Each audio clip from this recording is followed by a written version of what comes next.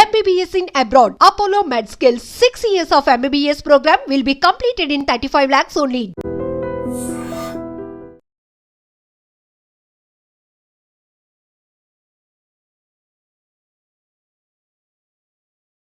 Hi, welcome to iDream. Character ఆర్టిస్ట్గా కొన్ని వందల సినిమాల్లో నటించిన నటి రమ్యశ్రీ గురించి పరిచయం అవసరం లేదు. ఆమె మన తెలుగు వారందరికీ సుపరిచితమే. ఈ మధ్యకాలంలో ఆమె పైన దాడి జరగడం, ఆమె తమ్ముడి పైన కూడా దాడి జరగడం, ఆ విజువల్స్ వైరల్ అవ్వడం, ఆ వీడియోల్లో ఆమె కన్నీరు పెట్టుకోవడం మనందరినీ కలిచివేసేసాయి. అసలు ఆమె పైన దాడి చేసింది ఎవరు, ఈ ఘటనకు కారణం ఏమిటి, ఇలాంటి అన్ని విషయాలు మనం రమ్యశ్రీ గారిని అడిగే ఈరోజు తెలుసుకుందాం. ఆమె మనతో పాటు షోలో ఉన్నారు. హాయ్ అండి రమ్యశ్రీ గారు. నమస్కారం అండి. మేడం, మీతో కలిసి ఇంటర్వ్యూ చేయాలని, మిమ్మల్ని కలవాలని చాలా రోజులుగా అనుకుంటూ ఉన్నాను. బట్ ఇలాంటి ఒక సందర్భంలో చేయాల్సి రావడం నిజంగా నేను బాధపడుతున్నాను. ఎందుకంటే మేమందరం ఎంతో ఇష్టపడే నటి మీరు. అలాంటి మిమ్మల్ని ఆ వీడియోలో ఆ పరిస్థితుల్లో చూసి చాలా బాధ కలిగింది మేడం. అసలు ఏమైంది మేడం? ఎందుకు మీరు అలా బాధపడాల్సి వచ్చింది? మీ పైన దాడి చేసింది ఎవరు? మీకోసం నా మనసులో కూడా వెతుకుతుంది. ఎందుకు దాడి చెయ్యబడేంత స్థితికి రమ్యశ్రీ ఎందుకు వెళ్ళిపోయింది అనేది. నేను ఎందుకు మీడియా ముందుకు వస్తున్నానంటే, నేను ఆ రోజు చనిపోయి ఉండుంటే మనుషులు ఎలా మాట్లాడుకుంటారంటే, ఏదో చేసి ఉంటుంది అందుకే నడి రోడ్డు మీద నరికేశారు అని చెప్పుకునేవాళ్ళు. ఇంత నా లైఫ్, నా కెరియర్లో గుడ్ ప్లేస్లోనే ఉన్నాను నేను. ఎప్పుడు నా పేరెంట్స్ నాకు ఒక జన్మిచ్చిన తర్వాత ఒక మంచి ప్లేస్లోనే ట్రావెల్ చేశాను తప్ప ఎక్కడ నాకు ఒక రిమార్క్ అనేది లేదు. ఖచ్చితంగా లేదు మేడం. సో ఇది నా లైఫ్. ఇప్పుడు నేను మన మీడియా కాకుండా ప్రజలకి నేను చెప్పకపోతే ఎందుకు నన్ను టార్గెట్ చేశారు, ఎందుకు చంపాలనుకున్నారు అనే దానికి నాది క్వశ్చనే, అసలు క్వశ్చన్ మార్కే. కానీ దీనికి ఆన్సర్ చెప్తాను. సంజయ్ కన్వెన్షన్ శ్రీధర్రావు గారు, నేను ఇప్పటికే చెప్పాను, మళ్ళీ చెప్తున్నాను, ఆయనతో నాకు విరోధం లేదండి. ఆయన ఎవరో నాకు పెద్దగా తెలియదు. ఆయన యాక్టివిటీస్ ఏంటి, ఆయన రేంజ్ ఏమిటి అని నాకు అసలు సంబంధం లేని మ్యాటర్ అది. ఓకే, కామన్గా ఒక మనుషులం ఏమిటి, మనము ఏదో ఒక వ్యాపారమో జాబో ఏదో ఒకటి చేసుకుంటూ ఉంటాం కదా. చేసుకున్నప్పుడు కొంచెం మనం తిని కొంచెం ఏదో ఒక సెక్యూరిటీ చేసుకుంటాం.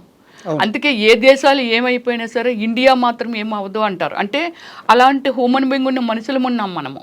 అయ్యో రేపు ఏమైనా అయితే ఏంటి పరిస్థితి, మన పిల్లల పరిస్థితి ఏమిటి అనుకునే మనుషులమే.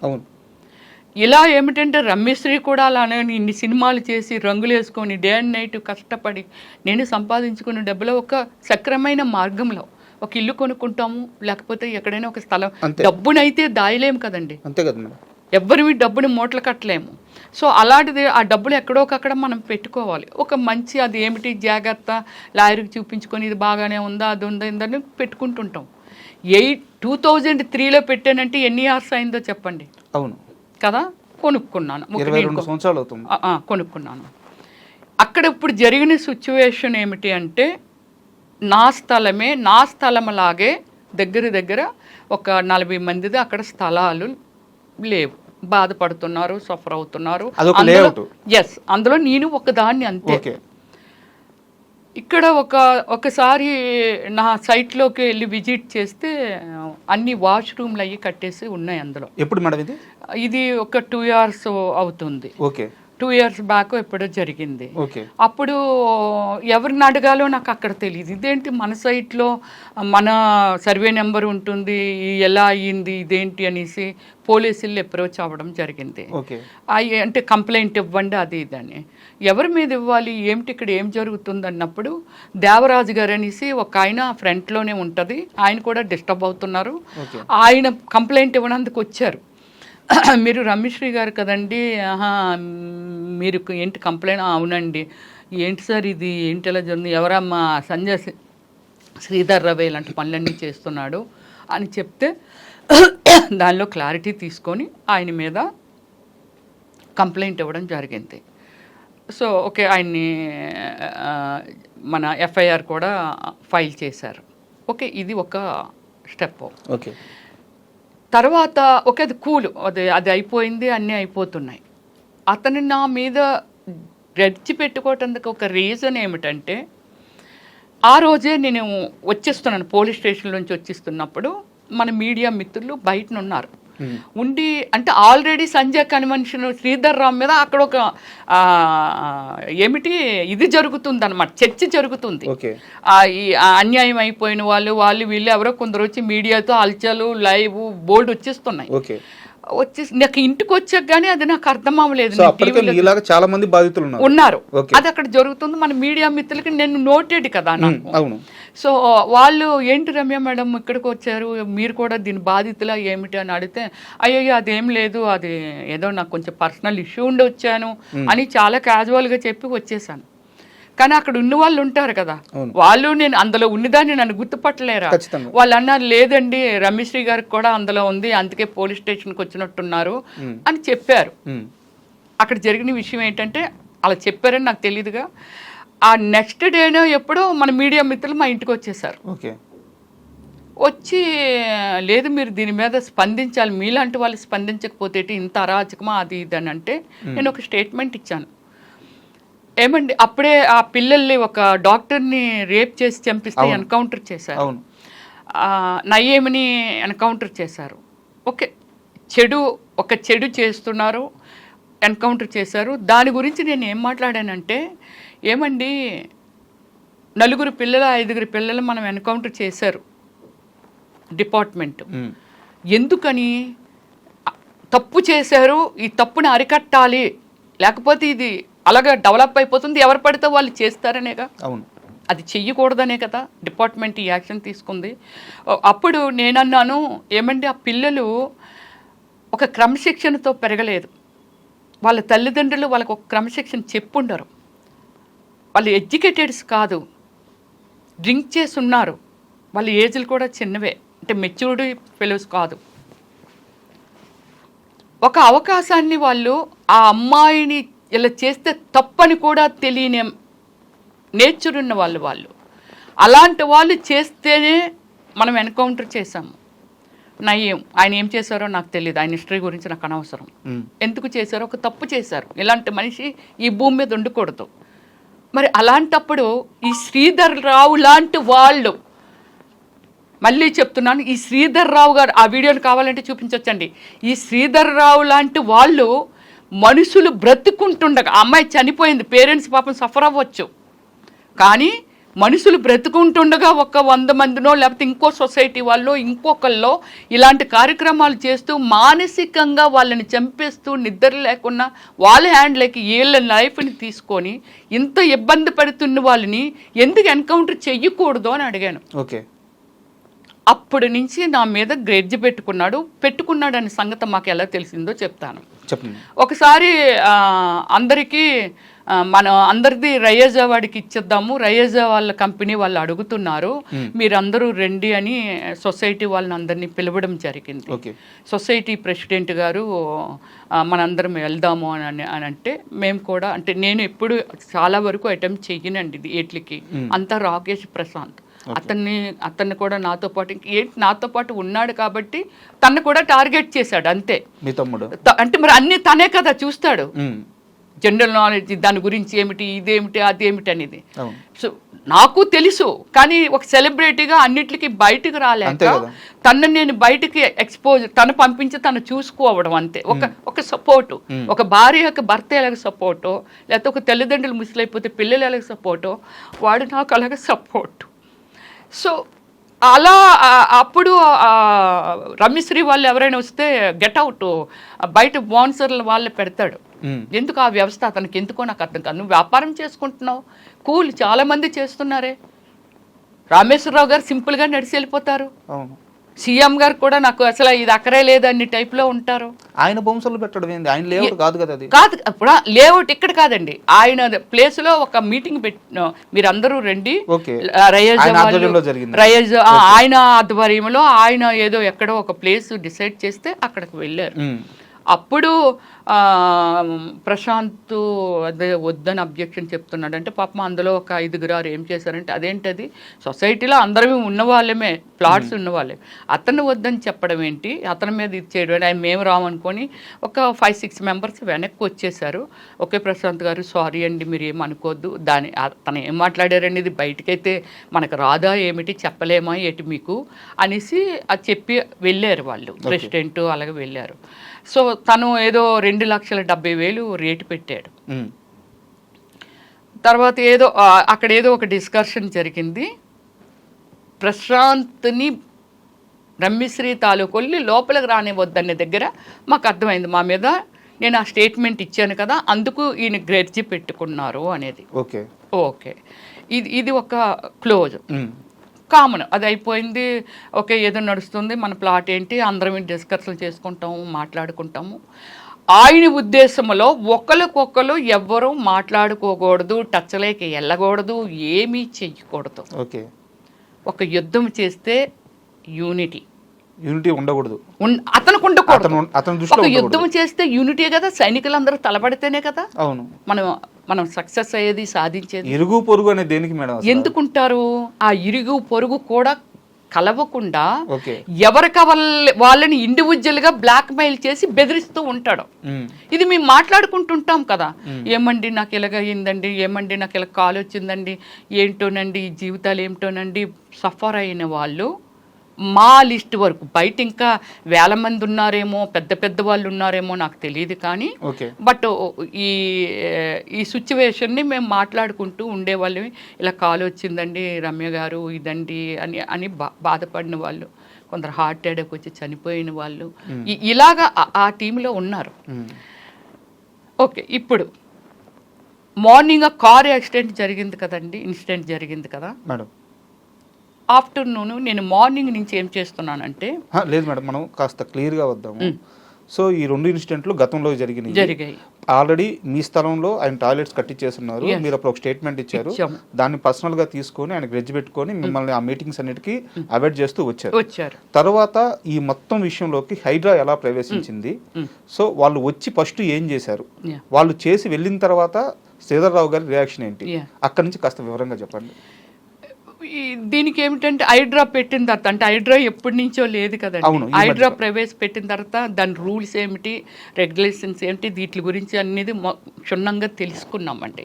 ఇది నిజంగాన మన తెలంగాణ రాష్ట్ర రెస్పెక్ట్ఫుల్ సీఎం రేవంత్ రెడ్డి గారికి పాదాభివందనం చేయాలండి. లేకపోతే మేము చాలామంది బయటపడలేము అంటే మేమని కాదు ఈ సొసైటీలో ఈ సమాజంలో చాలామంది బయటపడలేరు.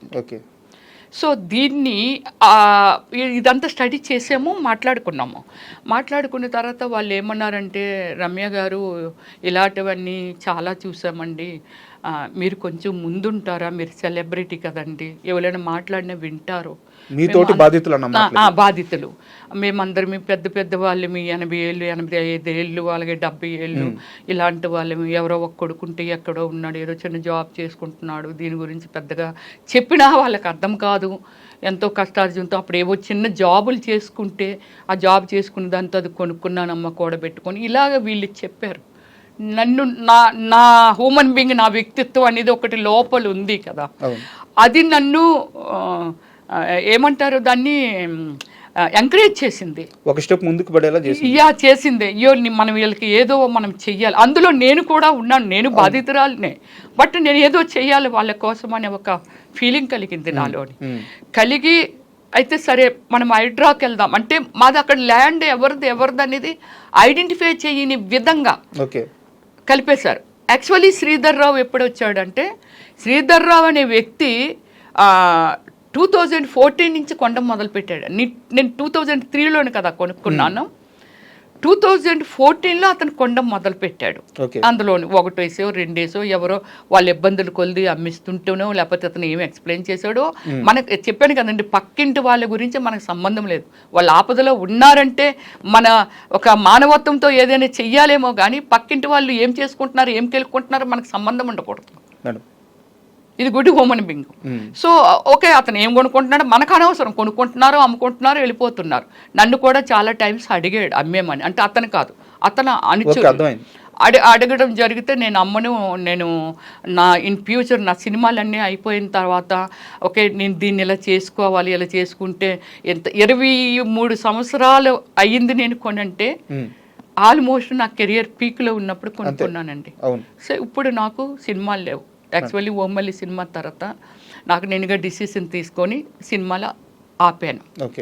ఇప్పుడు నేను ఎలా బ్రతకాలి, ఏం తిని బ్రతకాలి? నాకు సినిమాలు నా ఆధారమే ఇదండి. నేను దొంగతనం చేయను, తప్పు చేయను, ఏమి చేయను. మరి నేను ఎలా బ్రతకాలి?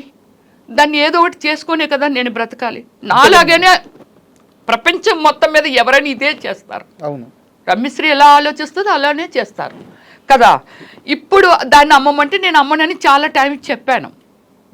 ఓకే, ఇది అయిపోయింది కదా. 2014లో ఆయన వెంచర్లోకి జాయిన్ అయ్యాడు. జాయిన్ అయ్యి కొంటూ వచ్చి అందరినీ డిస్టర్బ్ చేస్తున్నారు. సో మీరు దాని మీద ఫైట్ చేశారు. స్టార్టింగ్ లో లేదండి డిస్టర్బ్ చేయటం. తను కొనుక్కుంటున్నాడు అంతే, ఎవరో కొనుక్కుంటారు, మనకేం తెలుస్తుంది కొనుక్కోవడం అనేది. మనల్ని అడుగుతున్నాడు కాబట్టి. ఏమండి అక్కడ శ్రీధర్ రావే ఒక 50 కొనేసాడు అండి, అతను 3 కొన్నాడు అనుకోండి, 50 కొన్నానని చెప్పేవాడు. ఒక 15 ఎన్నో కొన్నాడు అనుకోండి, 100 కొన్నానని చెప్పేవాడు. రియల్ ఎస్టేట్ లో ఉండే గేమ్స్. ఆ గేమ్స్ మనలాంటి అమాయకులకు మనకి ఎలా తెలుస్తుంది? తెలియదు కదా. సో ఇది అప్పుడు మనము హైడ్రాని అప్రోచ్ అవ్వడం జరిగింది. అందరూ వచ్చారు. ఓకే, ఎన్ఆర్ఐలో అక్కడ వాళ్ళు మెయిల్స్ పెట్టారు, ఇదంతా చేశారు. సో ఇక్కడ వాళ్ళు ఒక 5 ఫ్యామిలీస్ వెళ్ళాము. నా చుట్టూ ఉన్న వాళ్ళందరూ పెద్దోళ్ళండి, ముసలోళ్ళు. ఆ పూట బిస్కెట్ తినకపోతే ఇలా ఉడికిపోయేవాళ్ళు. బట్ నాకు చెయ్యాలనే డేర్ అనమాట. వీళ్ళకి ఏదో చెయ్యాలి, అక్కడ ఏదో ఒకటి తేల్చాలనేదే నా ధైర్యం. సో వెళ్ళి మేము ఒకటే అడిగాము. రంగనాథన్ సారు మార్నింగ్ వెళ్ళామండి 10 o'clockకి. వెళ్ళిన వాళ్ళు ఆ రోజు నైటు ఫస్ట్ ఒక కంప్లైంట్ ఇచ్చామండి. ఇచ్చిన తర్వాత మళ్ళీ వెళ్ళామండి. మళ్ళీ వెళ్తే టైం ఇచ్చారు సారు, కమిషనర్ సార్. మార్నింగ్ వెళ్ళిన వాళ్ళని midnight 12 వరకు మేము ఉన్నామండి. సార్ అంటే యాక్చువల్లీ మనం ఒక్కరమే కాదు కదండి, కొన్ని కోట్ల మందికి రెస్పాన్సిబిలిటీ. సో ఓకే, ఎంతో అయింది, 7:30 ఎంతో అయింది సార్ వచ్చేసరికి. 8 o'clock అయింది మీటింగ్ స్టార్ట్ అయ్యేసరికి. సో అప్పటి నుంచి మనకి 12 o'clock వరకు ఒక డిస్కషన్ అండి. శ్రీధర్ రావు గారిని ఇన్వైట్ చేశారు. ఎస్, వీళ్ళు ఒక కంప్లైంట్ రేజ్ చేశారు, మీ తరపున మీరు ఏం చెప్తారో రండి అని. ఫార్మాలిటీ. ఆయన రారండి, రాలేదు, రారు కూడా. వాళ్ళ లాయర్ని పంపించారండి. వాళ్ళ లాయర్ ఆర్గ్యూ, ఒక కమిషనర్ లాయరు ఇస్ ఓకే, లా చదివింది, ఒక ఫస్ట్ పర్సనల్లీ ఎడ్యుకేషన్ కంటే ముందు ఒక క్రమశిక్షణ మనిషిలో ఉండాలి. ఆమె ఎడ్యుకేషన్నే మాట్లాడింది, క్రమశిక్షణతో మాట్లాడలేదు. మేమందరం అక్కడ జిహెచ్ఎంసీ వాళ్ళు ఆఫీసర్స్ ఉన్నారు, టౌన్ ప్లానింగ్ వీళ్ళందరినీ పిలిచారు సార్. వాళ్ళని కూడా మాకు తెలియదండి. తర్వాత డిస్కషన్లో తెలిసింది, ఓహో వీళ్ళు ఈ డిపార్ట్మెంటా, వీళ్ళు ఈ డిపార్ట్మెంట్ అనేది తర్వాత మేము చూసామే, కానీ మాకు ఫస్ట్ తెలీదు. బిగ్ స్క్రీన్ పెట్టారండి. బిగ్ స్క్రీన్ పెట్టి 80s కూడా వెళ్ళి ఈ లేఅవుట్ ఏంటి, దాని ముందు అక్కడ భూమి ఏంటి, అది ఎవరిది, ఎక్కడిది, ఎలాగ వీళ్ళు వెంచర్ వేశారు, ఏమిటి ఈ ప్లాట్ చేశారు, ఏమిటి దీనికి రోడ్లు ఏమిటి అనేది చాట్లైట్లో చూసారండి. అది చూస్తూ వీళ్ళని పిలుస్తూ అడుగుతుండే వాళ్ళు, ప్రతిదీ డౌట్ ఉంటే, సార్కి డౌట్ ఉంటే వాళ్ళని ఉన్న డిపార్ట్మెంట్లో క్లారిఫికేషన్ తీసుకునేవాళ్ళు. తీసుకొని ఆ అమ్మాయిని క్వశ్చన్ చేస్తే మాకే అర్థం కానివి. మాకు నవ్వొచ్చేది అమ్మాయి చెప్తున్న క్వశ్చన్స్. అంటే మేము అనుకున్నాం, ఓ శ్రీధర్ రావు గారి ట్రైనింగ్ కదా, ఓకే అలాగే మాట్లాడుతుందేమో అని అనుకునేవారు. ఇవి రూల్స్ కాదు సార్, ఎనీథింగ్ క్లారిటీగా అడుగుతూ మాట్లాడుతుంటే మాకు అర్థమైపోయేది. అదేంటి అలా చెప్తావు, రోడ్స్ కన్నా ఆ రోడ్లో లేవు సార్, అది అడరు సార్. మరి దానికి అప్రోచింగ్ రోడ్ చూపించుకున్నా లేఅవుట్కి పర్మిషన్ ఇవ్వరు కదా. అంతే కదా, ఇవ్వరు కదా. గవర్నమెంట్ అంటే ఈమె స్థాపించిందో, శ్రీధర్ రావు స్థాపించిందో, నేను స్థాపించిందో కాదు కదా. అన్నీ ఉంటాయి కదా. ఎదురుగా రోడ్లు కనపడుతున్నాయి, రోడ్లు లేవంటావు, ఒక నీళ్ళ ప్లాట్ లేదంటావు, వాళ్ళ ప్లాట్ లేదంటావు, ఇక్కడ ల్యాండ్ లేదంటావు. యునో నీకు తెలుసా, ఒక 20 ఎకరాలో 100 ఎకరాలో 2 ఎకరాలో ఎకరంలోనైనా ఒక లేఅవుట్ని కూర్చోబెట్టాలి అంటే ఎస్ ఇది 300 గజాలు, ఇది 200 గజాలు, ఇది 100 గజాలు, లేకపోతే అన్ని 300 గజాల్లో ఎస్ ఇక్కడ చిన్న పార్క్ రావాలి, ఇక్కడ చిన్న నుయ్యి రావాలి, నీళ్ళు కావాలి అంటే రోడ్డుకి ఇంత స్థలం వదలాలి, రోడ్లు ఉండాలి. మరి మనుషులు ఎలా, ఈ ప్రపంచంలో మనుషులు ఎలా ట్రావెల్ చేస్తున్నాం, ఎక్కడికి వెళ్తున్నాము? రోడ్లు ఈజ్ ఎ మస్ట్. రోడ్లు లేవని ఆమె ఆర్గ్యూ. రోడ్లు లేకుండా వెంచర్ ఎలా వేస్తారు? బాంబే హైవే రోడ్డే లేదనేసింది అమ్మాయి అయితే. ఇది అక్కడ ఆర్గ్యూ జరుగుతుంది. మాకు కూడా నవ్వు వచ్చింది, ఓకే అయిపోయింది. నెక్స్ట్ డే పాపం వచ్చి క్లారిటీ తీసుకొని మా ప్రమేయం ఏమీ లేదండి, ఓకే రోడ్డులు ఏమిటి వాళ్ళు చూశారు కాబట్టి అక్కడి నుంచి అన్నీ చూసుకుంటూ కంప్యూటర్లు అన్నీ చెక్ చేస్తూ చార్ట్లైట్లో చూస్తూ ఎక్కడ రోడ్డు వచ్చింది, ఎలా వచ్చింది, రోడ్డు మీద ఎక్కడ కట్టేశారు ఆక్రమించుకొని అవి మాత్రము వాళ్ళు కొలాప్స్ చేశారు. హైడ్రా రోడ్లు మార్పింగ్ చేశారు. ఇది ఎప్పుడు మేడం జరిగింది? ఇది 1 మంత్, ఎగ్జాక్ట్లీ 1 మంత్. సో మీరు ఒక 2 years నుంచి ఫైట్ చేస్తే 1 month 2 years నుంచి హైడ్రాతోనూ ఇంకోతో ఫైట్ చేయలేదు. ఈ కలిపేసుకున్నాడు. మనం ఎవరు అడగాలో ఏం చేయాలో మాకైతే సో ఒక 2 years నుంచి మీ స్ట్రగుల్ కి 1 month బ్యాక్ హైడ్రా వచ్చిన తర్వాత ఒక పరిష్కారం లభించి వాళ్ళు వచ్చి ఆ అక్రమ కట్టడాలన్నీ కూల్చి ఓకే రోడ్లకి మార్పింగ్ చేశారు. ఓకే ఓవర్ నైట్ లో చూడు, ఒక గవర్నమెంట్ అంటే ఒక హైడ్రా గవర్నమెంట్ స్థాపన, అది ప్రైవేట్ లాగా శ్రీధర్ రావో లేకపోతే రమేశ్వరో కాదు. అక్కడ ఒక గవర్నమెంట్ ప్రవేశపెట్టింది, ప్రజలకు ఇక్కడ న్యాయం జరగాలి, ఇన్ ఫ్యూచర్ రోడ్లు ఆక్రమిస్తే ఎలా వెళ్తాము, ఒక వర్షం వస్తే చెరువులు మొత్తం ఆక్రమించిస్తే మరి నీరు ఎక్కడికి వెళ్తుంది, ఇప్పటికే పొంగిపోయి వర్షాకాలం వస్తే చనిపోతున్నారు. ఇది ట్రూ. ఒక గవర్నమెంట్ ఒక మంచి డిసిషన్ తీసుకుంది, ఆ గవర్నమెంట్లోని భాగమే హైడ్రా. దీన్ని కూడా రెస్పెక్ట్ ఇవ్వకుండా నువ్వు ఓవర్ నైట్లో మొత్తం అవన్నీ మూసేవంటే is good think or bad think? రాత్రి మళ్ళీ కట్టేశారా? రాత్రి మూసేసి మళ్ళీ కన్స్ట్రక్షన్ స్టార్ట్ చేసేసాడు ఇమ్మీడియట్లీ. అయ్యో అదేంటి మేడం, కాస్త క్లియర్గా చెప్పండి మేడం. అదే అక్కడే డిస్కషన్ చేస్తున్నాము, ఇది ఇలాగా అని చెప్పి. సో అది కార్ డాష్ ఇచ్చిన తర్వాత అది అయిపోయింది, ఆ ఎపిసోడ్ అయిపోయిందండి. ఆ ఖుషి అన్న అతను బయటకు పంపించేశారు, స్టార్ట్ చేశారు. ఆఫీసర్లు అందరూ వచ్చారు కదా, బయటకు వెళ్ళారు. బయట నుంచి ఇక్కడి నుంచే దీని మార్కింగ్స్ దీని బోర్డర్స్ ఉంటాయి కదండి, అది చూస్తూ వాళ్ళు మార్పింగ్ చేసి, సార్ ఇంతకు ముందులాగా గన్ చేస్తారు ఏమిటంటే, లేదమ్మా ఇప్పుడు పెయింటింగ్ వేస్తున్నాం, పెయింటింగ్ మీద స్ప్రే కొడుతున్నాం, చెరపటానికి వీలు పడదానంటే నేనేం చేస్తున్నానంటే అప్పటి నుంచి మార్పింగ్ ఎక్కడ చేస్తున్నారు, దాని లొకేషన్ ఏమిటి, ఆపోజిట్ అక్కడ ఏముంది, పక్కన ఏముంది అనేది ఒక వీడియో, ఆ ల్యాండ్ మార్క్స్ చిన్న వీడియో తీయడం ఆపడం ఇలాగ 2 గంటల వరకు అక్కడ అనుమానితులండి. దగ్గర ఒక 70 మంది ఇలాగా వాళ్ళే ఉన్నారు. వాళ్ళు ఎందుకుంటారండి, శ్రీధర్ రావు గారిది కదా రెస్పాన్సిబిలిటీ, ఆయనది కదా, ఆయన కొనుక్కున్నాడు, ఆయన చేశాడు. మేము కొనుక్కున్నాము, మమ్మల్ని రమ్మన్నారు, వచ్చాం. హైడ్రా వాళ్ళు అలా పిలిచారు, శ్రీధర్ రావు గారు రాలేదు. ఓకే వాళ్ళ మనిషి అని అంటే మనం అనుకోవడమే అంతే. వాళ్ళు కూడా పక్కనున్న వాళ్ళు మీరు ఎవరండి అంటే మాకు అర్థమైపోయింది, ఈ చుట్టుపక్కల వెళ్ళి ఇక్కడ 4 కనబడుతున్నారు, ఇక్కడ 2 కనబడుతున్నారు, ఇలా మాకు అర్థమైపోయింది వీళ్ళందరూ శ్రీధర్ రావు మనుషులు అని. అయినా వాళ్ళు అడగటానికి డేర్ చేసేవాళ్ళు కాదు. నాతో చెప్తుండే వాళ్ళు ఎవరో తెలుసండి శ్రీధర్ రావు మనుషులని అంటే, ఇలా చెప్తుంటే నేను అడిగేసేదాన్ని. మీరు లేదా పోలీసులు ఉన్నారు కదా అడగమనేదాన్ని, ఏమండి వాళ్ళు ఎవరో అడగండి, వెళ్ళండి, వీడియోలు అవి తీస్తున్నారు, వెనకాల అలా తిరుగుతున్నారు, వీళ్ళు ఎందుకు తిరుగుతున్నారు, శ్రీధర్ రావు అయినా ఉండాలి, మనమైనా ఉండాలి, వీళ్ళందరూ ఎవరో అని అలాగ అడుగుతూ కొందరిని బయటికి పంపించడం ఏముందండి, ఇక్కడ మేము వర్క్ చేస్తున్నాం, అలాగే వెళ్తాడు, మళ్ళీ ఇక్కడికి వచ్చేస్తున్నారు. ఇది జరిగింది. 2 వరకు నేను వీడియో కూడా 2 వరకు అన్నీ చూస్తున్నాను. నా సైట్ ఇది కూడా రోడ్ ఇది ఇవి అన్నీ చూస్తున్నామండి, అందరి చూసుకుంటున్నాము.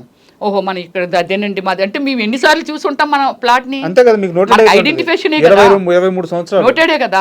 దీన్ని ఏమిటంటే ఎప్పుడైతే రోడ్లు వీళ్ళు ఇంకా అప్పటికి ఇంకా ఏమీ రాలేదండి, ఒకటే పొక్కులైనర్ ఉంది, వస్తాయండి ముందు మార్పింగ్ చేసిస్తే అంటే మేము రిక్వెస్ట్ చేస్తున్నాం ఆ సార్ని, సార్ మీరు మార్పింగ్ చేస్తున్నారు, మళ్ళీ సగం అటు ఇటు చేసి వెళ్ళిపోతే మళ్ళీ అతను రాత్రి మూయించేస్తాడు అంటే, మేమేమో ఎర్రోళ్ళు మా అమ్మ, మేము కూడా ఎడ్యుకేటెడ్స్, మేము ఒక వ్యవస్థని నడుపుతున్న వాళ్ళమి, ప్రజలకు రెస్పాన్సిబిలిటీ ఉన్న వాళ్ళమి.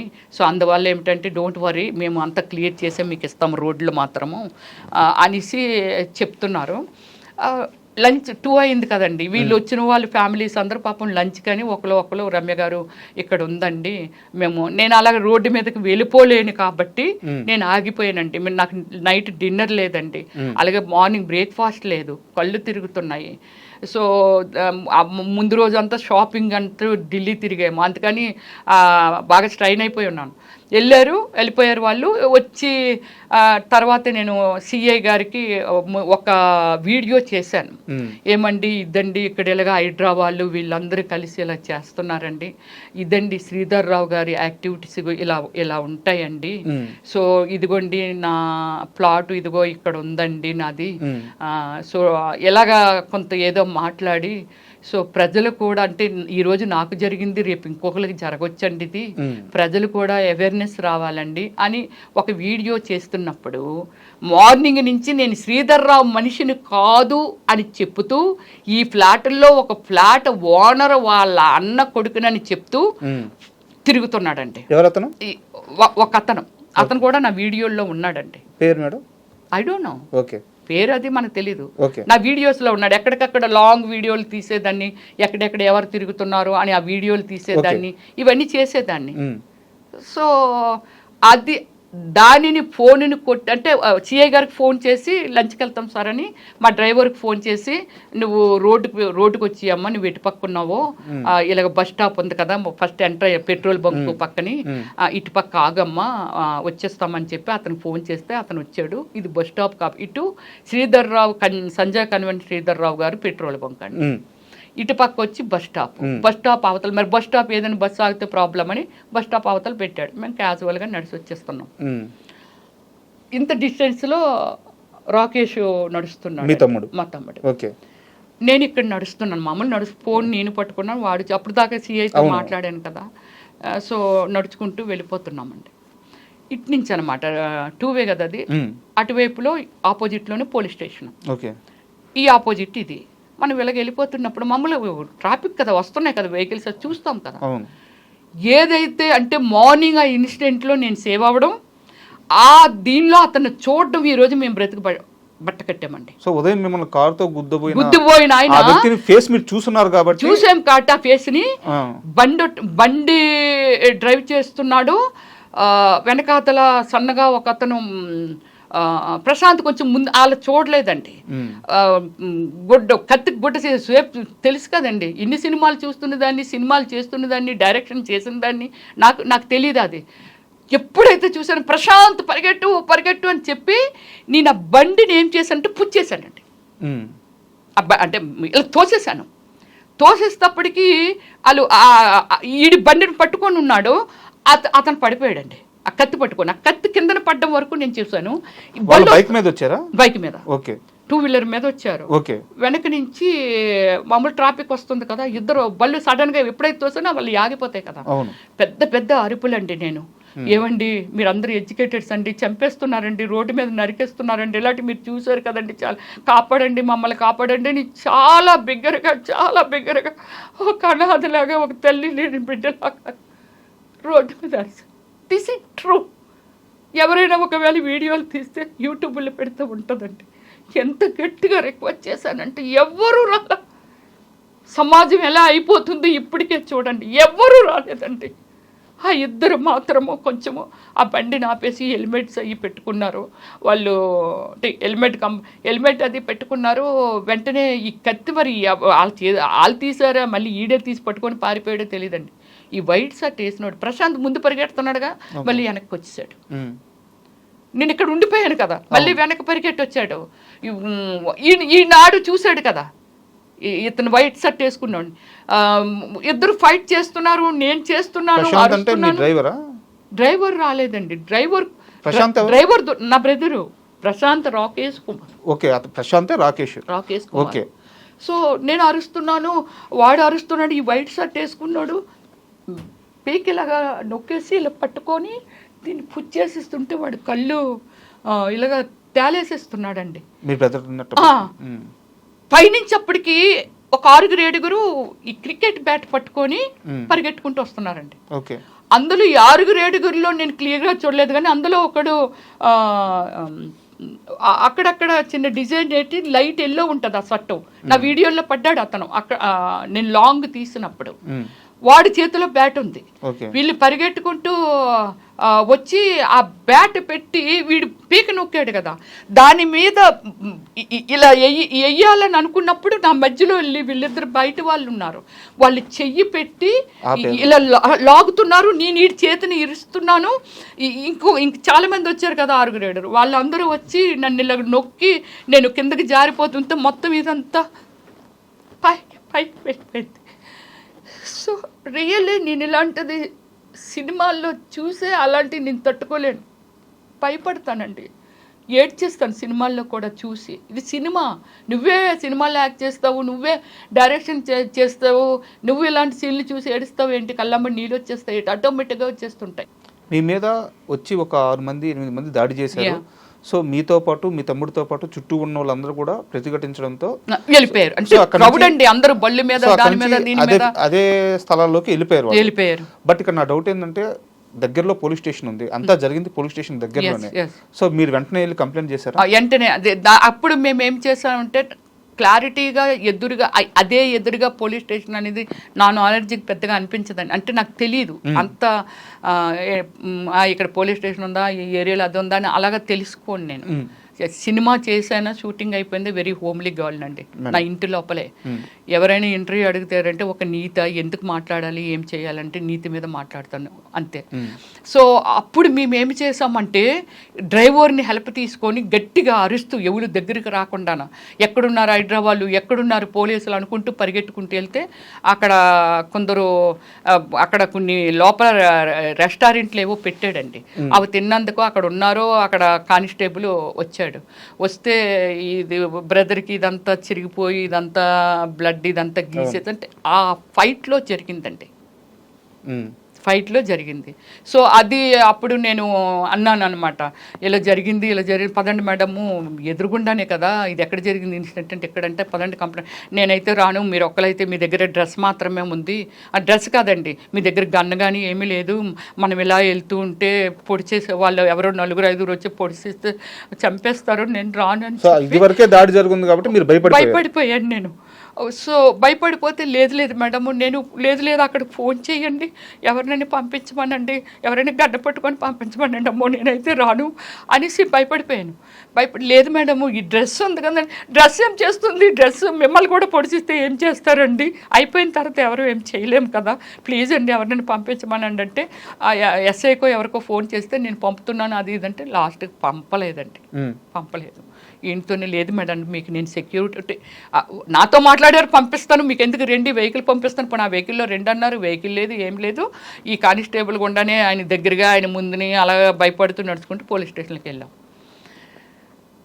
అక్కడ ఉన్నారండి ఎస్ఐ, ఏం జరిగింది సార్, ఇలాగ జరిగింది సార్, ఇది సార్ విషయం. పాపం కానిస్టేబుల్ అంతా క్లియర్గా చెప్తున్నాడు, సార్ మేడం మార్నింగ్ నుంచి వీడియోస్ అవి చేస్తున్నారు, అనుమానాస్పదంగా ఉన్నోళ్ళి చూడమ్మా అక్కడ ఏదో తిరుగుతున్నారు, ఒకసారి వెళ్ళి అడుగు, ఇదంతా చెప్తున్నారు సార్. ఇలాగా అంటే మేమందరం ఇక్కడ ఉన్నాము, లంచ్ కానీ బయటకు వెళ్తుంటే ఈ ఇన్సిడెంట్ బయట జరిగిందట సార్, మేము ఎవరమే లేము అక్కడ అని చెప్పారండి. డోంట్ కేర్, వెళ్ళి కంప్లైంట్ రాయండి, ఓకే ప్రామిస్ అండి. ఒక ఎస్ఐ మీద నేను ఇలా చెప్పాను కదండి, జాబ్ చేసే వాళ్ళన్నా కష్టపడే వాళ్ళన్నా నేను చాలా రెస్పెక్ట్ ఇస్తాను, కానీ అక్కడ అతను కేర్లెస్. ఇంతకుముందు నేను వినేదాన్ని కదా, అక్కడ ఉన్న పోలీసులు, అక్కడ ఉన్న పోలీస్ స్టేషను అమ్ముడిపోయిందండి శ్రీధర్రావుకి. శ్రీధర్రావు ఏది చెప్పితే అదే జరుగుతుందండి, అక్కడ మనకేమి న్యాయం జరగదండి, మనం కంప్లైంట్లు ఇచ్చుకొని అవి ఇచ్చుకొని. ఓకే, నేను ఆ వాతావరణాన్ని అక్కడ చూశాను. సో ఈ ప్రాబ్లము ఇదంతా లెటర్ రాయమంటున్నారు, మాకు చేతులు మీరు రాయండి అంటాడు రైటర్. నువ్వు ఉన్నావు కదా, రైట్ అందుకే నువ్వు ఉన్నావు కదా, మీరు రాయడం ఏంది, రైట్ అందుకే రైటర్ నువ్వు ఉన్నావు. ఓకే, మాకు ఈ టెన్షన్లో ఉన్నాం కాబట్టి రాయలేము, రాసిపెట్టు. సరే చెప్పండి, ఇదే ఆయన ఎక్స్ప్రెషన్. సో దీన్ని మనము ఒక ఏది చేసో లెటర్ రాసాము. అప్పుడు మాలా చౌదరి గారని ఈయన బాధితురాలు, శ్రీధర్రావు గారు బాధితురాలు. ఆమెనేమో పాపం వాళ్ళ హస్బెండ్ ఏదో మర్డర్ చేశారు ఏదో. ఆయన ఏంటండి మేజర్ అండి, రిటైర్డ్ మిలిటరీ మేజర్ అండి. మిలిటరీలో ప్రజాసేవ చేసే మనిషి. ఏదో అయింది ఆవిడ్ని 2 వీక్స్ శ్రీధర్ రావే నువ్వు చౌదరివి నేను చౌదరిని అలాగ పాపం ఆమెని మబ్బి పెట్టి కులాన్ని ఎందుకండి వాడుకుంటాడు? చౌదరి అయితే చౌదరిలో ఉన్నోళ్ళందరూ ఇతన్ని తప్పు చేయమని చెప్తున్నారా అండి? చెప్పరు కదా. అది ఎంత తప్పు కులాన్ని వాడడం అనేది. అలా వాడుకొని ఆవిడ్ని మబ్బి పెట్టి అక్కడ జరిగిన సిచ్యువేషన్ అండి. ఆవిడ ఆల్రెడీ మన అడిషనల్ కమిషనర్ దగ్గరికి వెళ్ళి ఏంటి సార్ ఇది ఎలాగుంది చూడండి సార్, వీళ్ళందరూ భోజనానికి వెళ్ళి వాళ్ళందరూ అక్కడికి వచ్చేసారు సార్. వచ్చేసిన తర్వాత ఆయన్ని కలిసి ఇది చెప్తుంది ఆవిడ. మేము పరిగెట్టి వెళ్ళాం, వీళ్ళు ఎక్కడ రెస్పాండ్ అవ్వట్లేదు.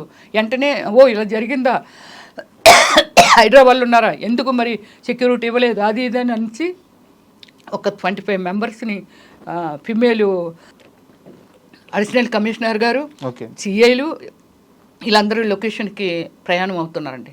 నేను ఇది కంప్లీట్ అవ్వలేదు, దీనికి మనకేమీ ఎక్నాలజ్మెంట్ ఇవ్వలేదు, నేను వాళ్ళతో వెళ్ళిపోతాను, ఉండండి మీరు కూడా ఉండండి సార్, నేను కూడా అక్కడికే వచ్చేస్తాను అని చెప్పి నా బ్రదర్ని ఏమో హాస్పిటల్కి రాశారు సార్. వాడిని ఒక్కడిని పంపించాలంటే భయము. డ్రైవర్ బయట నుంచి ఫోను, అమ్మ ఇక్కడ కూడా బయట కూడా వాళ్ళ మనుషులే ఉన్నారు, నన్ను వచ్చి అడిగారమ్మా మీరు పోలీసుల పక్క నుంచి ఎక్కడికి రాకండి అమ్మా. ఎలా ఉంటుంది నా సిచ్యువేషన్? పోలీస్ స్టేషన్ బయట కూడా ఉన్నారు, కామన్ డ్రెస్సులు నన్ను వచ్చి అడిగారమ్మా ఎవరు నువ్వు ఏమిటి, మీ డ్రైవర్ని ఇక్కడ ఎన్నాళ్ళుగా పనిచేస్తున్నావు అడిగారు, ఆ డీటెయిల్స్ అన్ని కూడా అడిగారు. అడిగితే లేదు సార్ నేను ఒక 5 days అయింది సార్ ఇక్కడికి వచ్చి, నాకేమీ తెలియదు సార్, అది మన వెహికల్ ఫోటోలు తీసుకోవడం ఇదంతా. సో ఇది నేనేమంటున్నా, వెహికల్ ఫోటోలు ఇక్కడ తీసుకోలేదు, దాని ముందే తీసేసుకున్నా.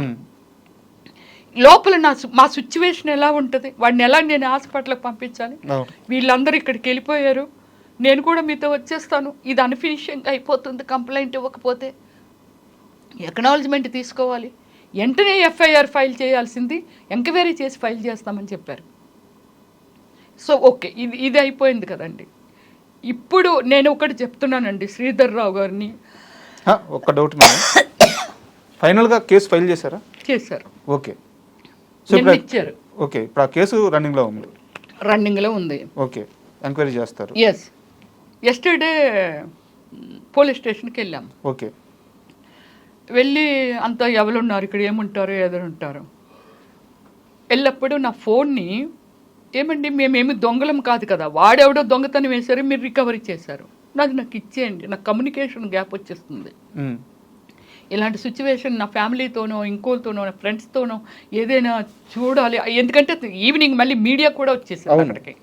సో ఇదంతా చూసి వాళ్ళు బెదిరిపోతారండి, నాకు ఒక కమ్యూనికేషన్ కావాలి కదా, నా ఫోన్ ఇచ్చేయండి అంటే అలా ఇవ్వమండి, కోర్టులో సబ్మిట్ చేస్తామంటే మా లాయర్ గారు అది అన్నారు. కోర్టులో సబ్మిట్ చేయడం ఏంటి, నీది పోయిందని కంప్లైంట్లో అయితే రాసావు కదా, అది రికవరీ చేసినప్పుడు నీ చేతికి ఇచ్చేయాలి కదా. వాళ్ళు దారిలోనే పోయింది, అది లాగేసుకొని అతనే బయట నన్ను ఏదైతే మర్డర్ అటెంప్ట్ చేయబడ్డా అతనే లాక్కొని వెళ్ళిపోయాడు. సో ఆ వెంకటేష్ అంటే అతని పేరు, తర్వాత మనం ఎంక్వైరీ చేస్తే వెంకటేష్ అని తెలిసింది. సో ఇచ్చేయాలి కదా. నేను అన్నాను ఆ వీడియోలన్నీ తీసుకున్నాను, కేర్ఫుల్గా ఉన్నాయా లేదా నేను చూడాలి, వాళ్ళు ఏమైనా చేసేసారేమో అది ఇదని అంటే సరే ఎందండి అయితే ఓపెన్ చేయండి అని చెప్పి ఇచ్చాడు. ఓకే ఇవి ఉన్నాయా, ఓకే, ఏమో అన్నీ మనకు గుర్తుంటాయండి, ఎన్ని వీడియోలు తీసాము, వాళ్ళు ఏమైనా ఓవర్ నైట్లో చూసి, అంటే నాది సీక్రెట్ కోడ్ పెట్టాను దానికి, తీసారే లేదనేది మనకు తెలీదు. సో నా డేటా ఉంటుంది కదా అందులో, నా జీవితం ఉంటుంది కదా దానిలో, అంతే కదా. ఇప్పుడు అదే కదండి ఫోన్ ట్రాపింగ్ గురించి దాని గురించి ఇంత పెద్ద పెద్ద ఇష్యూలు జరుగుతున్నాయనంటే నా జీవితాన్ని, అంటే ఇదంతా అతను చేసిన శ్రీధర్ రావు చేసిన స్కెచ్. ఆవిడ ఫోన్ లాక్కోండి, ఆవిడ ఇంకో విధంగా కూడా బ్లాక్మెయిల్ చేయొచ్చు, ఎందుకు ఇంత గ్రెడ్జ్ ఎందుకు నా మీద, నేనెవరిని సాదా సీదా మనిషిని, మామూలుగా ఆయన ముందు చీమ బుర్రకాయని కూడా కాదు, అంటే ఏ విధంగా అతను డెవలప్ అయ్యాడో నాకు తెలియదు, కానీ నేను చీమ బుర్రకాయని కూడా కాదు. సో ఇలా అయిపోయింది కదండి. కోర్టుకు వెళ్ళాలి, మేము కోర్టుకు వెళ్ళి టైం అయిపోయింది అప్పటికి, యాక్చువల్లీ 10కి రమ్మన్నారు, ఇక్కడే 12 అయిపోయింది. షార్ట్ కట్లో కొట్టి కోర్టుకు వెళ్దామని కోర్టుకు వెళ్ళి లాయర్ తిట్లు, వెంటనే కమిషనర్ గారికి కాల్ చేశాను. సార్ కమిషనర్, అడిషనల్ కమిషనర్ నా దగ్గర అదే నెంబర్ ఉంది, కాల్ చేశాను. సార్ ఇప్పుడు నాది ఫోన్ పోయింది సార్, నాది కోడ్ అడిగాడు అతను, మీరు అదే మీ సీక్రెట్ కోడ్ పెడతారు కదండి, అది చెప్పండి అని అన్నాడు. నేను అక్కడే గొడవ ఆడాను. అదేంటంటే మాది ఎందుకండి, కావాలంటే డైరెక్ట్ కోర్టులో సబ్మిట్ చేయండి, కోడ్ ఎందుకు అడుగుతున్నారంటే అతను ఏదో ఒక రివర్స్లో ఏదో దీనిగా మాట్లాడతాడికి మా బ్రదర్ ఏం చేశాడంటే భయపడిపోయి సరే అండి చెప్తానండి అని చెప్పి కోడ్ ఇచ్చేసాడు. ఓకే, పేపర్ మీద రాసుకున్నాడు. అయిపోయింది కదా. వెళ్ళిన తర్వాత లాయర్ గారు చెప్పిన తర్వాత నేను అడిషనల్ కమిషనర్ గారికి కాల్ చేశాను. చేసి సార్ ఒక నాది ఫోను పోయింది, మీరు రికవర్ చేశారు సార్, దాని నెంబర్ అంటే నన్ను ఇంట్రడ్యూస్ చేసుకున్నాను, బీసీ స్టేట్ ప్రెసిడెంట్ని, ఫిల్మ్ స్టార్ని, ఇదంతా చెప్పాను. సో దీనికి సరే అలా నెంబర్ తీసుకోవచ్చా సార్ అని అన్నా. అడగకూడదమ్మా, అడగకూడదు కదా. కానీ మీ ఎస్ఐ అడిగాడు సార్, సాయినాథ్ అడిగాడు సార్, రాసుకున్నాడు సార్. ఇప్పుడు వాళ్ళ చేతిలో నా ఫోను. ముద్దాయి ఎక్కడున్నాడు, మేము వెళ్ళేసరికి అక్కడ తిరుగుతున్నాడు. అదేంటి బయట తిరుగుతున్నాడు, లోపల ఉన్నాడు అని అన్నారు అని అంటే మార్నింగ్ వెళ్ళప్పుడు తిరుగుతున్నాడు అని అంటే లేదండి అతను బాగా కొట్టేశామండి, హెల్త్ బాగాలేదండి, హాస్పిటల్ తీసుకెళ్దామని అక్కడ తిప్పుతున్నామండి అన్నారు. మీపైన దాడి చేసిన వ్యక్తిని బయట తిరుగుతున్నాడు అటు పోలీస్ స్టేషన్లో. ఓకే, అయిపోయింది కదా. సెకండ్ టైం మళ్ళీ కోర్టు పని చూసుకొని ఇమ్మీడియట్లీ మళ్ళీ ఈ ఫోన్ గుర్తొచ్చి దాన్ని మనం ఆ కోడ్ని మార్చేద్దాము, ఆ నెంబర్ని మార్చేద్దాము, అక్కడే ఉంది కదా అడిగి, అది ఉంటేనే కదా ప్రమాదం, అతను రాసుకున్నాడు కదని మనం మళ్ళీ వాళ్ళకి చెప్పకుండా చేయకుండా ఇన్ఫామ్ చేయకుండా వెళ్ళామండి. వెళ్తేప్పటికి ఆ ముద్దాయి డ్రెస్ మార్చేసి ఫ్రెష్గా ఒక సీఎమ్మ గారు వేసుకునే డ్రెస్ వేసుకొని ముగ్గురు పోలీసులు టేబుల్ మీద కూర్చుంటే ముగ్గురు ఒకటి నిల్చున్నారు, ఒకరు ఒంగున్నారు, ఒకరు కూర్చున్నారు. ఇతను కూడా అక్కడ 2 చేతులు వెనకాలెట్టి అక్కడ నిల్చున్నాడండి. ఇప్పుడు నేను చేసిన తప్పు ఏమిటంటే దూరం నుంచే నేను మెట్లెక్కుతుంటేనే గెట్ చేశాను, ప్రశాంత్ గెట్ చేశాడు, ఏదో ఫోన్ నడుపుతున్నారు. ఓకే అంటే ఇతన్ని లూజ్ వదిలేరు అనేది మాకు అక్కడ అర్థమైంది. లోపలికి వెళ్ళాము. సార్ మేము అదే మా ఫోన్ ఉంది కదా, ఆ నెంబర్ మార్చేస్తాం సార్ అంటే అలా 10 నిమిషాలు ఇవ్వండి వెళ్ళగానే మనం అడిగినప్పుడు ఇచ్చేయాలిగా. ఆల్రెడీ తీసుకోవడమే తప్పు. అడిషనల్ కమిషనర్ ఫోన్ కూడా చేశారట, ఏంటి వాళ్ళని ఏదో కోడ్ అడిగేవట, అది జాగ్రత్త. ఆయన రేంజ్లో ఆయన ఏమో వార్నింగ్ ఇచ్చారో మనం వెళ్ళలేదు కాబట్టి మనకు తెలియదు. కానీ అలాగా అడిగారంట. అడిగితే అప్పుడు లేదు కమిషనర్ గారు కూడా సరే ఫోన్ ఇవ్వండి మేము కోడ్ మార్చి ఇచ్చేస్తామండి అని అంటే అది ఇప్పుడు ఓపెన్ చేయకూడదండి, అదండి ఇదండి. అదేంటండి, అది మా జీవితాన్ని మీ చేతిలో పెట్టుకొని కోడ్ మార్చుతాం, మీరు ఇక్కడే ఉంటారు, ఇప్పుడు ఇక్కడ వచ్చి నిలబడండి, మేము మా నెంబర్ని సీక్రెట్గా మార్చేసుకుంటామంటే, మేము ఉన్నప్పుడు బీరువాలో పెట్టిన ఫోను ఇక్కడ కింద నేను వస్తున్నప్పుడు ముగ్గురు పోలీసులు ఇతను నడుపుతున్నారని చెప్పాను, చూస్తున్నారని చెప్పాను. అక్కడ నుంచి ఫోన్ పట్టుకొచ్చాడండి ఎస్ఐ. అంటే నా ఫోన్ ఓపెన్ చేసినట్టేగా దాని అర్థం. ఇదండి నేను ఏమి మెసేజ్ ఇవ్వాలని అనుకుంటున్నానంటే, నేను కొన్ని సిద్ధాంతాలు ఉన్న వ్యక్తిని, మనిషి అనే ఒక మనుషుల్ని ప్రేమించే వ్యక్తిని, మనిషిని మనిషిగా ఒకటే జన్మ ఉంటుంది, ఒక్కసారి మరణం ఉంటుంది, మనిషిని మనిషిగా చూడాలనుకునే వ్యక్తిత్వం అండి. నేను సినిమాల్లో చెయ్యొచ్చు, నాకు అది రాసిపెట్టి ఉంది కాబట్టి భగవంతుడే ఫస్టే డిసైడ్ చేస్తాడని చెప్తారు కదండి. రాసిపెట్టి ఉంది, తప్పు కానీ ఇది కాదు, ఉంది కాబట్టి సో నేను సినిమాల్లోకి వచ్చి ఉంటాను. మహానుభావులు ఒక హిస్టరీని ఒక ఏమిటి ఎన్టీఆర్ గారు ఒక దేవుడా రాముడా భీముడా ఇలా అన్నీ ఒక హిస్టరీని చూపించగలిగారని అంటే, ఒక చిరంజీవి గారు లాంటి వాళ్ళు, ఇలాంటి వాళ్ళందరూ పెద్ద పెద్ద సక్సెస్లో ఒక జనానికి ఒక మెసేజ్ అండి సినిమా అంటే. ఒక కుటుంబం అండి, ఒక దేవుళ్ళండి, ఒక యుద్ధం అండి, ఒక చీటింగ్లండి, ఇదే కదా సినిమా అంటే. దాన్ని ప్రజలకి అవేర్నెస్ కల్పిస్తున్నారండి సినిమాలు తీసి. మేడం నేను సామాన్యురాలని, సో నేనేం చేయలేను ఇలా అంటున్నారు. బట్ మీరు కొన్ని వందల సినిమాల్లో యాక్ట్ చేసిన నటి, 400 మూవీస్ నియర్లీ, కొన్ని కోట్ల మందికి తెలిసిన నటి, కొన్ని లక్షల మంది మిమ్మల్ని అభిమానించే వాళ్ళు ఉన్నారు, సో మిమ్మల్ని ఇష్టపడే వాళ్ళు ఉన్నారు. మీలాంటి ఓ వ్యక్తి పైన ఇలా పబ్లిక్గా దాడి జరగడం, మీరు ఒక న్యాయం కోసం అధికారుల దగ్గరికి వెళ్తే అక్కడ రెస్పాన్స్ సరిగ్గా రాకపోవడం, అధికారుల దగ్గరికి ఎవరి దగ్గర, పోలీస్ అధికారులు కానీ ఎవరి దగ్గరికి, సో మీలాంటి వ్యక్తి పైన ఇంత దాడి జరుగుతున్నప్పుడు ఇండస్ట్రీ నుంచి మీకు ఎందుకు సపోర్ట్ రాలేదు ఇప్పటిదాకా ఎవరు? ఇండస్ట్రీ నుంచి సపోర్ట్ రాకపోవడం అనేది ఏం లేదండి. యాక్చువల్లీ ఏమిటంటే నా ఫోన్ కొట్టేశారు కాబట్టి వాళ్ళు అంటే ఫోన్ కూడా ఒక భాగమే, ఫోన్ కూడా లాగేసుకోవాలి, ఇందులో మొత్తం అంతా ఉంది కాబట్టి ప్రూఫ్స్ ఉన్నాయి కాబట్టి. సో ఇది వాళ్ళు చాలా మూర్ఖులుగా బిహేవ్ చేశారండి. హైడ్రా గవర్నమెంట్ కదా, అంతే కదా, ఒక డిపార్ట్మెంటే కదా. హైడ్రా దగ్గర ఆ ప్రూఫ్లు అన్ని మెజర్స్ తెలియకుండానే వాళ్ళు కొట్టేస్తున్నారా? కాకపోతే నా వీడియో ఒకటి చేశాను కదండి, ఇది వైరల్ అయిపోతుందని అబ్బాయి మార్నింగ్ నుంచి వేరొకరు అని చెప్పి తిరుగుతున్నాడు అని చెప్పాను కదండి. వాడు ఇన్ఫర్మేషన్ ఇచ్చాడు, ఆవిడ దగ్గర ఫోన్ లాగేయండి అనేసి. సో అలాగ ఫోన్ ఎత్తుకెళ్ళిపోయారే తప్ప సో వాళ్ళ దగ్గర ఉండదా ఏంటి ఇన్ఫర్మేషన్? హైడ్రా వాళ్ళ దగ్గర ఉండదా ఏంటి ఇన్ఫర్మేషన్? ఉంటుంది కదా. బట్ కాకపోతే ఏమిటంటే వాళ్ళు ఇంత మూర్ఖంగా ఆలోచించడం కూడా తప్పే, వాళ్ళకి తెలియదు అంతే.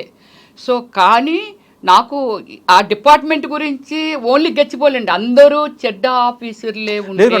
అంటే నా క్వశ్చన్ అధికారుల గురించి కాదు, వాళ్ళ గురించి కాదు, నేను అడిగేది ఏంటంటే సినిమా నాకు ఫోన్ కమ్యూనికేషన్ వచ్చేసిందండి. అంటే మీ ఫోను ఆల్రెడీ పోలీస్ స్టేషన్ లో ఉందని చెప్పి మీరు చెప్పారు, అక్కడ లేట్ అయిందని చెప్పి చెప్పారు. బట్ నా క్వశ్చన్ ఏంటంటే రమ్యశ్రీ అనే నటి మీద దాడి జరిగింది, ఒక సినీ నటి మీద ఇలా ఎందుకు దాడి చేస్తారని చెప్పేసి ఏ యాక్టర్స్ కానీ ఏ ఒక్కరు కూడా బయటకు వచ్చి ఒక సోషల్ మీడియాలో కానీ వాళ్ళ వాయిస్ ని వినిపించలేదు. ఇప్పుడు వస్తారండి వాళ్ళు. ఓకే చెప్పండి, అంటే రమ్యశ్రీ గారు ఏమైంది ఏమిటని అడిగే చాయిస్ కూడా లేకుండా అయిపోయింది అంతే. ఒక మా అసోసియేషన్ నుంచి కానీ, అంటే మా అసోసియేషన్ అంటే సినిమా యాక్టర్లది ఒక అసోసియేషన్, డైరెక్టర్స్ అసోసియేషన్, నేను డైరెక్టర్ని కాబట్టి డైరెక్టర్స్ అసోసియేషన్, టీవీ ఆర్టిస్ట్ కాబట్టి టీవీ అసోసియేషన్ మెంబర్ని, వీళ్ళందరూ కదిలి రావటానికి రమ్య ఏమి జరిగిందని అడిగే అవకాశం లేకుండా పోయింది. ఇప్పుడు వస్తారండి వాళ్ళంతా. మరోవైపు వచ్చేసి మీకు బీసీ మహిళగా మీ కులస్తులందరూ మా స్త్రీ పైన ఇలా దాడి చేస్తారని చెప్పేసి వాళ్ళు మాత్రం ఒక రేంజ్ లో క్యాంపెయిన్ చేస్తున్నారు. ఒక వెలమ మహిళ మీద మా స్త్రీ పైన ఇలా దాడి చేస్తారని చెప్పి వాళ్ళు మాత్రం బాగా సపోర్ట్. నాకు కులాలు లేకపోతే అవి ఏమీ లేవండి. నేను ఒక మనిషిని, ఒక దేవుడి బిడ్డని. దీనికి మీకు చెప్తున్నాను, మన ప్రైమ్ మినిస్టర్ గారు రాముడిని అంత గ్రాండ్గా అంత ఖర్చు పెట్టి అయోధ్యలో స్థాపించారు. రాముడు లేడు ఇప్పుడు మన మధ్య. ఆయన చేసిన ఒక మంచి దేవుడిని ఎవరు రెస్పెక్ట్ చేయకుండా ఉంటారండి? దేవుడు. సో అలాగే నేను ఒక దేవుడి బిడ్డనే తప్ప నాకు ఆ కులాలు ఈ కులాలు అది ఇది అనేది నాకు సంబంధం లేని విషయాలు.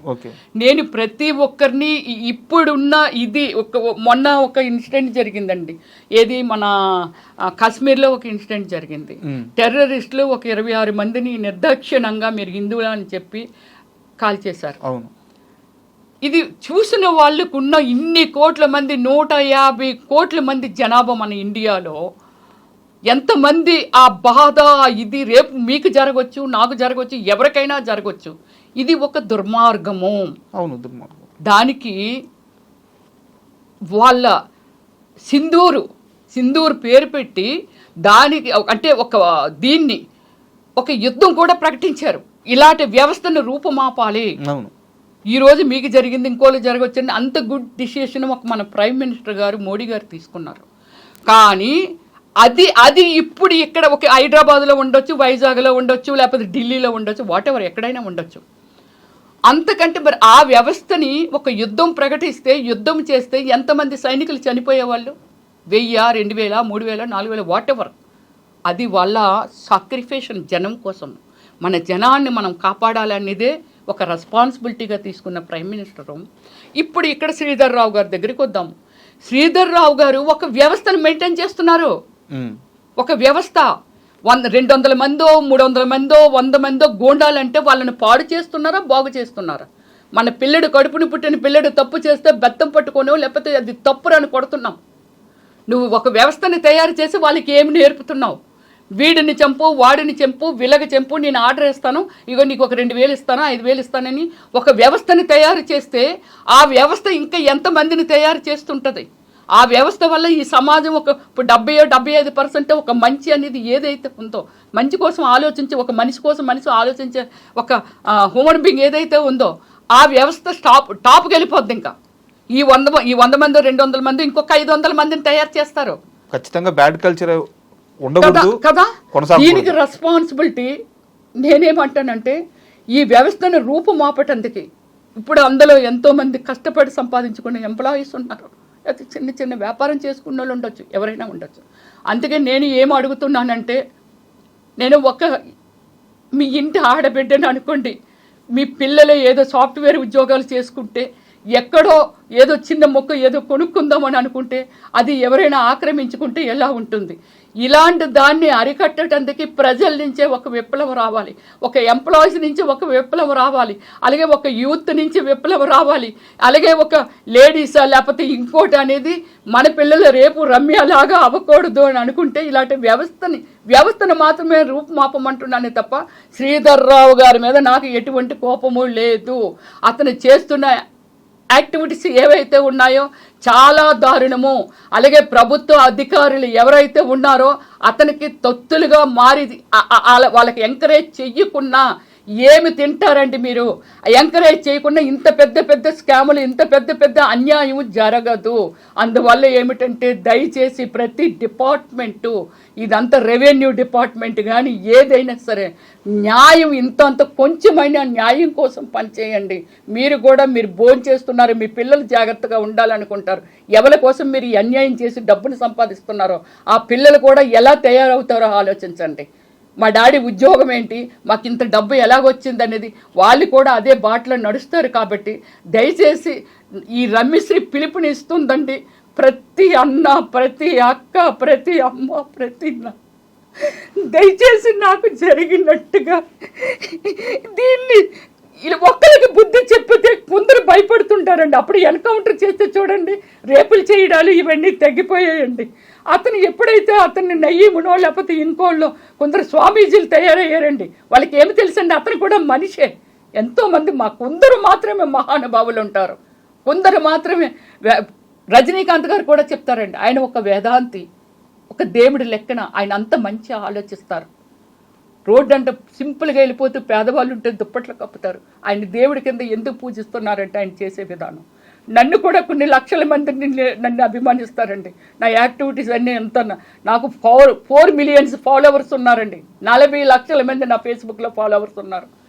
ట్విట్టర్లోను నేను చేసినవి మీలాంటి వాళ్ళు ఉండరండి, రేరుగా ఉంటారండి, నాకు ట్వీట్ చేస్తూ ఉంటారు. ఇలాంటి మనిషినండి నేను. అందుకే నేను ప్రాధాయపడుతున్నాను. ప్రతి ఆ రాష్ట్రం ఈ రాష్ట్రం అని కాదు, మీరు కదిలిరండి, కదిలొచ్చి ఇలాంటి ఒక వ్యవస్థని, అంటే శ్రీధర్ రావుని ఈ వ్యవస్థ అనే దాన్ని మనం కంట్రోల్ చేయగలిగితే చాలన్నీ కంట్రోల్ అయిపోతుంటాయండి. భయపడతారండి మనుషులంటే ఇలాంటివి చేయటానికి. ఇది నా పిలుపండి. హైడ్రా దీని గుండా నేను మనందరికీ పిలుపునిస్తున్నానండి. అలాగే నేను సీఎం గారిని కూడా, మన తెలంగాణ స్టేట్ సీఎం గారిని కూడా, మీరందరూ, నేను ఒక్కదాన్ని అయితే ఎంత పోరాటం చేసినా దీనికి ఒక ఇది ఉండదండి. అప్పటిలోనే గాంధీ తాత గారు ఒక వ్యవస్థ, జనము, మనం ఎలా అంటే మన దగ్గర ఏమీ లేకున్నా, ఎక్విప్మెంట్స్ లేకున్నా, బాంబులు లేకున్నా, ఏమీ లేకున్నా అలాంటి వాళ్ళనే తరిమి కొట్టారు అని అంటే, అప్పుడు మన దేశం మీద, మన దేశాన్ని దోసుకు తింటున్నారని దండెత్తిన మన దేశంలో ఉన్న ఇలాంటి మహానుభావులు ఏమీ లేక ఇప్పుడు అందరూ ఎడ్యుకేటెడ్స్ ఉన్నారు, ఎంతో తెలుసు, మనందరికీ తెలుసును. జనరేషన్ మారింది, ప్రతి ఒక్కళ్ళు ఆ ఎడ్యుకేషన్ వల్ల ఒక మంచి ఏంటి చెడు ఏంటి తెలుసు. కాబట్టి మీరు అందరూ కదిలొచ్చి దయచేసి ఈ ఆడపిల్లకి సపోర్ట్గా నిలుస్తారని ప్రాధాయపడుతున్నాను. అలాగే మా సినిమా వాళ్ళని కూడా చాలామంది అండి, టీవీ ఆర్టిస్టులా, లేకపోతే డైరెక్టర్గా ఉన్నాను, డైరెక్టర్సా, లేకపోతే అలాగే మన ఫిలిం యాక్టర్స్ పెద్ద పెద్ద వాళ్ళు ఉన్నారు, చిరంజీవి గారు, బాలయ్య గారు, వీళ్ళందరూ. బాలయ్య గారితో కూడా నేను ఒక 3 సినిమాలు చేశాను. మంచి నేచరు, దైవభక్తులు. సో మీలాంటి వాళ్ళ పేర్లు వాడుకుంటూ, అతను మీ పేరు వాడుతున్నారా లేదనేది తెలియదు, కానీ ఇప్పుడే బాలకృష్ణ గారికి ఒక 5 సూట్ కేసులు డబ్బు పంపాను. ఇప్పుడే రేవంత్ రెడ్డి గారికి నేను ఒక 1000 కోట్లు ఇస్తే కానీ ఎలక్షన్ చేయలేడు తను అని. అంటే ఒక వ్యవస్థను తన మాటల గుండా, తన యాటిట్యూడ్ గుండా ఒక వ్యవస్థను పాడు చేసేస్తున్నాడు సార్. నా రిక్వెస్ట్ లాస్ట్గా ఫైనల్ ఏమిటంటే, ఐ డ్రీమ్ గుండా నేను రెస్పెక్టబుల్ తెలంగాణ రాష్ట్ర సీఎం గారు రేవంత్ రెడ్డి గారికి చేతులు జోడించి ప్రాధేయపడుతున్నాను సార్. ప్రతి క్షణము భయపడుతూ తిరుగుతున్నాం సార్. ఏదైతే నా కార్డులు ఉన్నాయో వాటికి నెంబర్ ప్లేట్లు తీసేస్తాను సార్. మీరు ఏదైనా ఎవరికి నేను అప్లై చేసుకోవాలో ఏమిటో అనేది చెప్తే నేను అప్లై చేసుకుంటాను సార్. ఇవన్నీ స్కార్పులు అవి కట్టుకొని తిరుగుతున్నాం సార్. అతనికి ఒక సెకండ్ సార్ మా అడ్రస్ కనుక్కోవడము. నేను పబ్లిక్గానే నేను చెప్పాను, ఐ డ్రీమ్ సాక్షిగా చెప్తున్నాను, నా కుటుంబంలో రాకేష్గా అదే ప్రశాంత్ రాకేష్గా నాకా లేకపోతే నా కుటుంబంలో ఎవరికైనా ఏదైనా జరిగితే, ఏదైనా నా మీద ఇంతవరకు ఒక క్రైమా లేకపోతే ఒక కంప్లైంటా లేకపోతే ఇంకోటి నేను ఇంకొకరి మీద కంప్లైంట్ ఇవ్వడం ఇలాంటి ఏమీ లేవు సార్. నా మీద ఒక వైట్ పేపర్ లాంటి మనిషిని నేను. నాకు ఏవైనా ఇలాంటివి ఎదురైతే అది కేవలం శ్రీధర్ రావు గారి మీద వల్లే ఎదురవ్వాలి. నాకు నన్ను ఎవరైనా పొడిచి చంపినా, కారుతో గుద్దినా, ఏమి చేసినా, రాకేష్ని కానీ ఇదంతా అది శ్రీధర్ రావు గారి వాళ్ళ మీద. కాబట్టి దయచేసి ప్రభుత్వం దిగొచ్చి మాకు నాలాగే ఇలాగా ఇందులో ఉన్నారు కాబట్టి, పాపం అనాథలు లాంటి వాళ్ళు పెద్దవాళ్ళు ఉన్నారు కాబట్టి, మీ ప్రజల్లో మీ 5-6 కోట్ల జనాభాలో మేము కూడా ఒక మనుషులమే సార్. మమ్మల్ని దయచేసి సెక్యూరిటీ చేయండి sir, please sir. Thank you. Rameshwari గారు, మీరు ఎమోషనల్ అవ్వద్దు. సో మీ వర్షన్ మీరు చెప్పారు. సో జరగాల్సిన న్యాయం ఖచ్చితంగా జరుగుతుంది, అధికారులు స్పందిస్తారు. అండ్ ఈ మొత్తం విషయంలో మీరు ఎంతైతే స్ట్రగుల్ అవుతున్నారో, ఈ బాధ నుంచి, ఈ పెయిన్ నుంచి మీరు త్వరగా బయటికి రావాలని, మీకు జరగాల్సిన మారిపోమని చెప్తున్నారు. ఏమండి అక్కడి నుంచి మారిపోండి, ఒక్కొక్కరు ఒక్క సలహాలు. ఆ ఇల్లు మారిపోండి, వాడికి తెలిసిపోయి ఉంటుంది కదా, ఎక్కడికైనా వెళ్ళిపోండి. ఎందుకు భయపడి పారిపోవాలంటాను? ఎందుకు పారిపోవాలి? ఒక మనిషికి నా లైఫ్ నాది, నేనేమి హామ్ చేసే ప్లేస్లో లేను, ఎవరికి హామ్ చేయట్లేదు. నేను ఎందుకు అతనికి భయపడి పారిపోవాలి? ఇల్లు మారిపోండి మేడం, ప్లీజ్ మేడం, లేదా అక్కడి నుంచి ఒక 1 month 2 months ఎక్కడికైనా వెళ్ళిపోండి మేడం. ఎందుకు వెళ్ళిపోవాలి? నేను దేనికి వెళ్ళిపోవాలి? అందుకే నేను ఈ మన సమాజాన్ని అడుగుతున్నాను, సమాజాన్ని హెల్ప్ అడుగుతున్నాను. మన అందరం తిరగబడితే అలాంటి వాళ్ళు ఎంతసేపు మీ బిడ్డని, మీ ఆడబిడ్డని, మీ బిడ్డలు కూడా ఉన్నారు, మీరు కూడా ఇలాంటివి పే చేయొచ్చు. కథలు రండి మీరు అంతా, నిజంగా చెప్తున్నానండి నేనైతే. అండ్ మీరు ఈ బాధ నుంచి త్వరగా బయటపడాలని, మీకు ఖచ్చితంగా 100% న్యాయం జరగాలని మనస్ఫూర్తిగా కోరుకుంటున్నాను. And all the best madam. Thank you. నిజంగా ప్రస్తుతం ఉన్నటువంటి సమాజం దేనికి ప్రయారిటీ ఇస్తుంది? ఆర్థిక సంబంధాల చుట్టూ మాత్రమే తిరుగుతోంది. మళ్ళీ ఎన్నికలంగానే చాలా విరక్తి కలుగుతాం. మంచి అనిపిస్తుంది కదా, లేడీస్ కూడా ఛాలెంజింగ్ జాబ్స్ చేసినప్పుడు చాలా బాగుంటది. ట్రాఫిక్ అసిస్టెంట్స్ గా నియమించిన ట్రాన్స్జెండర్స్ అందరితో సాల్యూట్ చేయించుకుంటున్నారు. ఫుడ్ డెలివరీ ఇవ్వటానికి వెళ్ళినటువంటి డెలివరీ బాయ్ అనిల్ పై కళ్ళ ముందు